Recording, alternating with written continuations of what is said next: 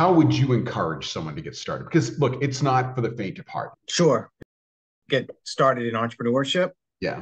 I'm going to ask a qualifying question. Sure. What age? What career, Let's say stage? after college. Let's say 22, Yeah.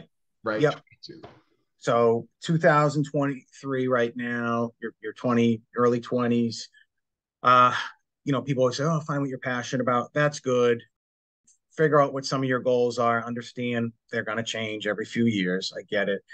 Where we are right now in the marketplace and society, I mean, look for opportunities. Where I see massive, massive opportunities is to acquire a business that's already established. And let me explain. Everyone, when they think entrepreneurship, I assume a lot of people's mind goes to, hey, I'm going to start something from scratch. I'm going to bootstrap this thing, blah, blah, blah, which is good. That's how most people do it. But there are tens, if not hundreds of thousands of people right now with small local businesses that are very, very successful. And the owners don't know what the heck they're going to do in the next 5 years. And I'm talking about boomers. So again, I mentioned at the beginning, look at what your market opportunities are in your early 20s right now, 2023. You have a lot of baby boomers that don't know what they're doing with their businesses. They've run it for 20, 30, 40 years.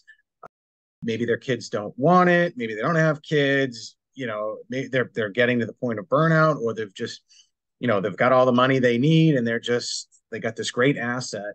I would, and it's going to take a little bit of work, but seek out those people and see if there might be an opportunity to acquire that business. I don't have $1 million to buy, a local plumbing company or whatever. Work for them, learn from them, tell them, hey, this is a long-term career path I want to potentially explore. Will you hire me? And start from the ground up and work your tail off, learn from every single person in the company, especially the ones that have been there a long time.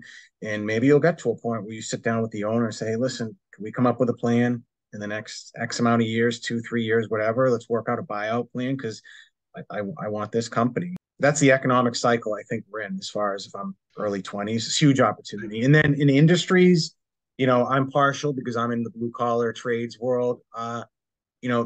You can make a lot of money in spaces where people don't want to do the work, right? And it's probably not sexy stuff.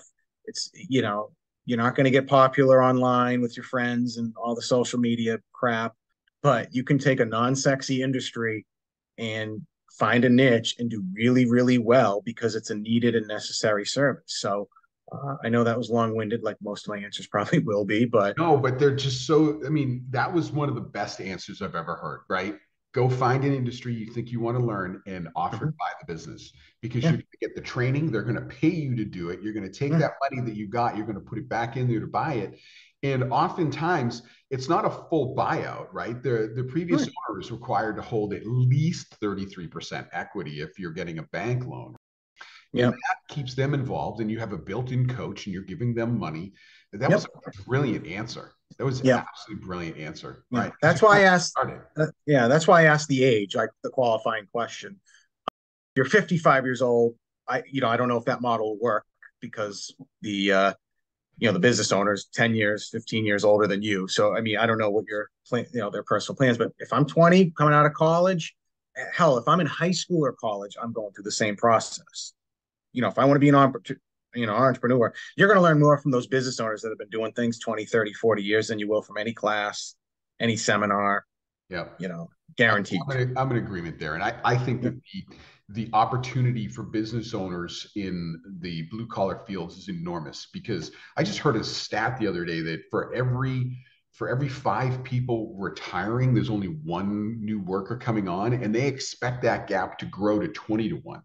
So we're not going to have people with skill sets to build houses anymore. So if you're one of the few people who does, you're going to own the market. You're going to be making a lot of money. What are the surprise lessons that have altered your perspective on life as a result of being an entrepreneur?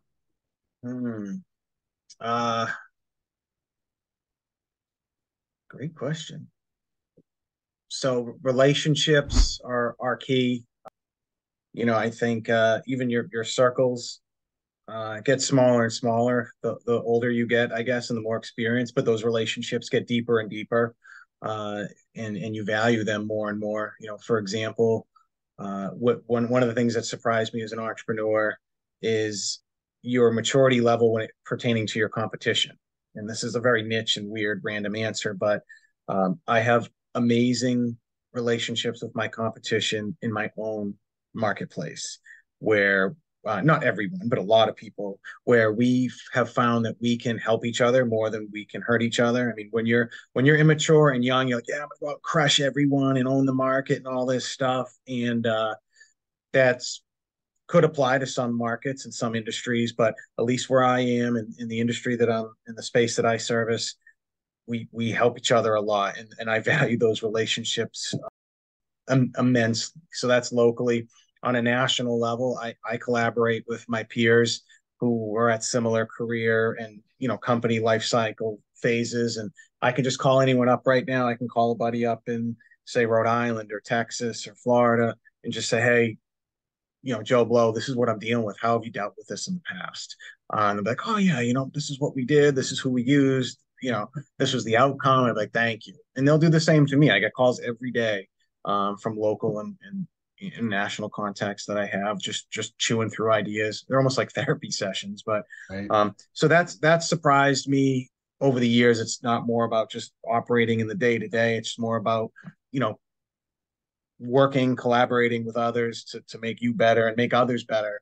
Serving others, it always comes back around to help you. You don't serve others because you want something out of it. You just do it because that's in your heart and that's who you are. But it's amazing how things come back around and help you out. It's pretty cool.